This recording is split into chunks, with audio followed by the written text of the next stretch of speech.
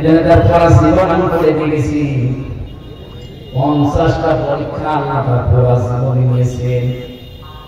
কালিমা সম্পর্কে পরীক্ষা পেয়েছি পুরো কোরআনে আমি 10টা, আমল সম্পর্কে পেয়েছি 30টা, আর পুরো শরীরের 3.5 হাত বডির ভেতরে পেয়েছি 10টা। এই 50টা পরীক্ষা পুরো কোরআনের ভেতরে আল্লাহ দিয়েছেন। যাদের পিতা আমাদের যিনি কোনদিন একটা পরীক্ষায় ফেল করেননি, আমাদের উচিত হবে তার সন্তান হিসাবে যত পরীক্ষা সামনে আসবে এই সিদ্দিকদের কাতারে, কিয়ামতের দিন যদি আবু বকর সিদ্দিকের কাতারে দাঁড়াতে হয়, এরকম পরীক্ষা আবু বকরের মতো আমাদের জীবনে আসবে না।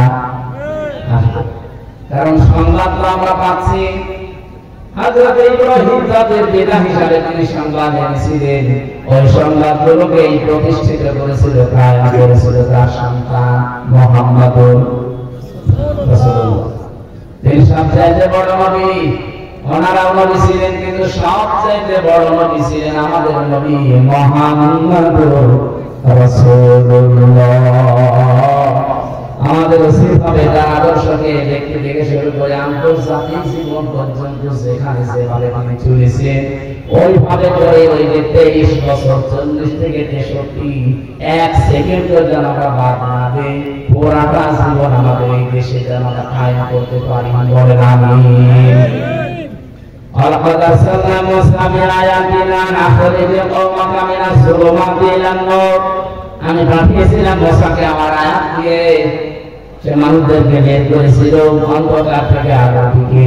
ওয়াযাক্কিরুহুম বিআয়াতিল্লাহ, আমি আল্লাহর বিভিন্ন দিবস তাকে আমি আল্লাহ স্মরণ করিয়েছি। এই যে দিবস স্মরণ করানো, এটা কি তাফসীরে কাসিরের ভেতরে আছে।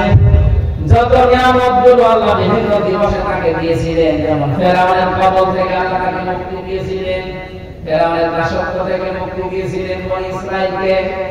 2 নম্বরে বিশাল সমুদ্রকে প্রাচীর বানিয়ে তাকে পার করেছিলেন।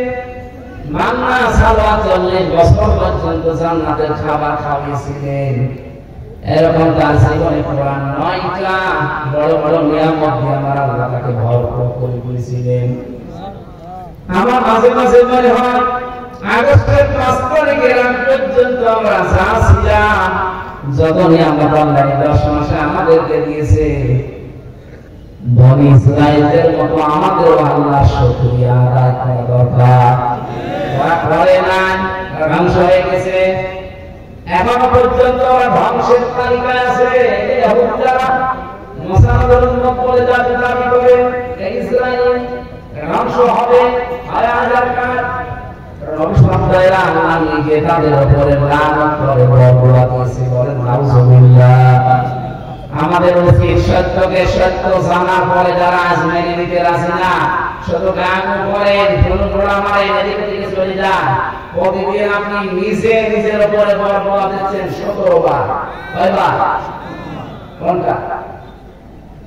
গায়রিল মাগদুবি আলাইহিম ওয়ালাদ-দাল্লিন, এটা বরদোয়া। প্রতিদিন আপনি বরদোয়া দিচ্ছেন রব্বুল আলামিন তাদের পথে আমাদেরকে চালাবে না। যারা মাগদুব, যারা দাল্লিন, যারা গজব প্রাপ্ত এবং পথভ্রষ্ট, প্রথম নাম্বারে ইহুদি, 2 নাম্বারে খ্রিস্টান। সুতরাং নিজের প্রতি নিজে বরদোয়া হবে প্রথম। ইহুদি আর খ্রিস্টানরা সত্যকে সত্য জানার পরও মানে নাই। আমাদের নবী সত্য আইন ছিলে পড়েছে, আমরা তাওরাতে পড়েছে, তারপরও জানার পরও মানে নাই, হিংসা করে, অহংকার করে।